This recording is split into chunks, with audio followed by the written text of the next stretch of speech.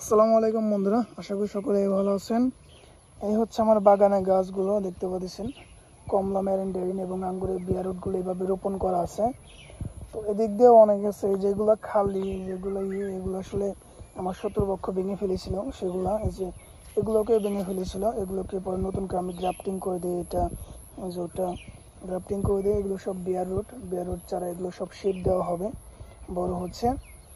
তো এগুলো গাছ ওই যে ওদিকে আছে অনেক গাছ যে বাগে রোপণ করা। এই যে গাছগুলো বাগানের এখানে অনেক গাছ আছে। এখানে দেখতে পাচ্ছেন, এখানে আসলে আঙ্গুরে আজকে কয়েকটা চারা গ্রাফটিং করেছি, মাত্র কয়েকটা চারা। সেগুলোকে বৃষ্টি থেকে বাঁচার জন্য এভাবে দিয়ে রাখছি, যাতে গ্রাফটিংটা পচে না যায়। এটি হচ্ছে গিয়ে তাইওয়ানের সিডলেস লিচু। তো এদিকে দেখাচ্ছি 12 মাসে আমরা ফুল চলে আসছে জেসমিন আঙ্গুর গাছ। তো এটা হচ্ছে রেড মিসাইল, যে জামরুলটা। এটা হচ্ছে কোড হানি আঙ্গুর গাছ, ওই যে নারো সিডলেস। ওইদিকে আরও আছে, এই যে এখানে আছে আনার আছে।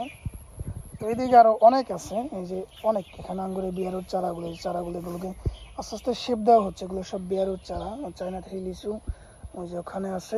তো আসলে বাগানটা অনেক হয়েছে, জঙ্গল হয়েছে, অনেক আগাছা হয়েছে। এগুলোকে কিছুদিন পর পর পরিষ্কার করা হয়, কিন্তু আবার হয়ে যায়, আবার পরিষ্কার করা হচ্ছে, সাইড দিয়ে করা হচ্ছে। তো হচ্ছে আমার বাগান, ছোট্ট একটা বাগান, শখ করে রোপণ করেছি। এই বাগানটা আসলে পুরো বাগানটা আম গাছ লাগানো, পুরো বাগানটা এই যে আম গাছ লাগানো। এটা হচ্ছে চিয়াংমাই আম গাছ মনে হয়। তো পুরো বাগানটায় আপনার আম গাছ লাগানো, সেইখানে মাঝখান দিয়ে এই গাছগুলো রাখছি, কারণ এই গাছগুলো এখানে থাকবে না। এই গাছগুলো 1-2 বছর জন্য এখানে এইভাবে রেখে দিয়েছি। এগুলো অন্য একটা বাগান, অন্য একটা জমিতে চলে যাবে।